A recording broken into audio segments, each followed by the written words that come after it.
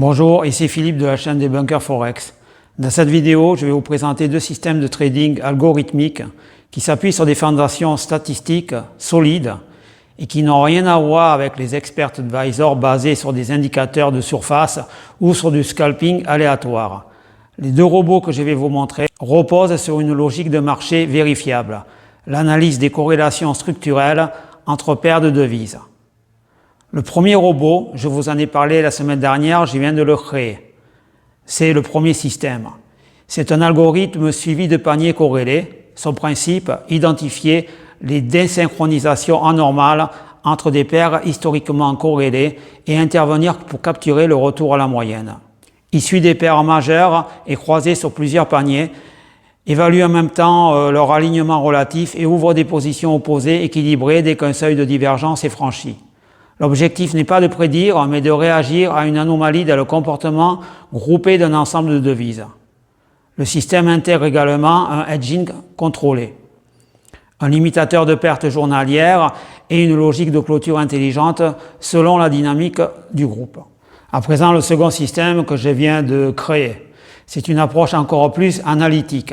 Il repose sur une méthode d'arbitrage statistique entre paires de devises corrélées. Il s'agit d'un robot qui calcule en permanence ce qu'on appelle le Z-score du spread entre deux actifs afin de détecter une anomalie statistique exploitable. On va définir à présent ce qu'est le Z-score. Le Z-score est une mesure de déviation standardisée. Sa formule est la suivante. Z égale X moins mu divisé par taux, avec X, valeur actuelle du spread observé entre deux paires, mu, c'est la moyenne historique de ce spread, et le taux est égal à l'écart type de ce spread. Lorsque le Z-score dépasse un certain seuil, par exemple plus 2 ou moins 2, cela signifie que l'écart entre les deux actifs est statistiquement aberrant, selon sa distribution historique. Le robot entre alors en position, en pariant non pas sur une direction, mais sur un retour du spread vers son état d'équilibre.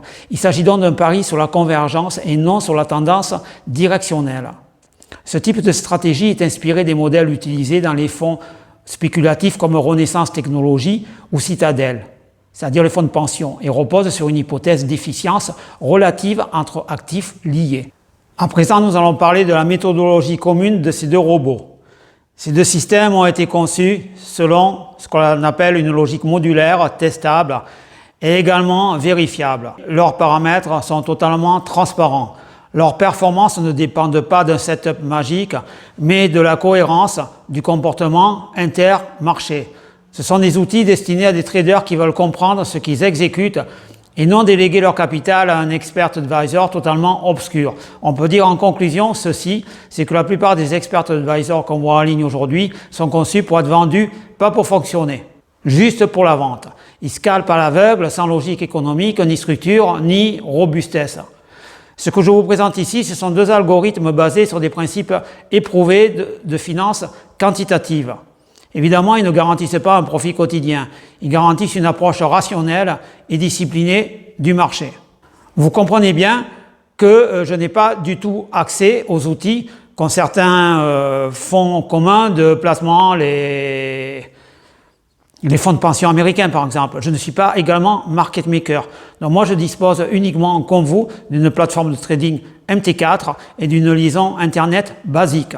En fonction de ça, évidemment, je ne suis pas sûr que ces robots puissent dégager du bénéfice. Mais ce que je suis certain, c'est que les pertes seront limitées dans le temps et que si j'essaie d'adapter les settings au marché et à la lenteur de certaines connexions, de la connexion Internet par exemple, je peux essayer de dégager quelques bénéfices journaliers. C'est ça mon but, en modifiant les settings du robot. Je vous remercie de m'avoir écouté. Si vous avez des idées, vous pourrez me les communiquer également. Voilà le robot en question. Alors, il a commencé à fonctionner. Vous voyez, à lancer des ordres le 19 juin. Basket buy, basket sell.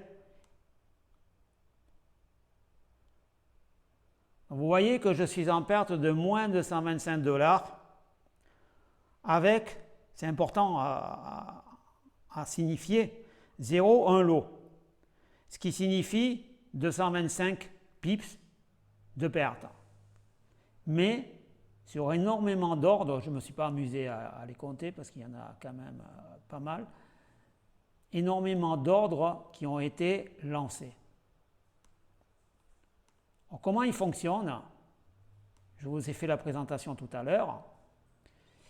Je l'avais réglé de telle façon que toutes les heures, il lance un ordre. D'accord?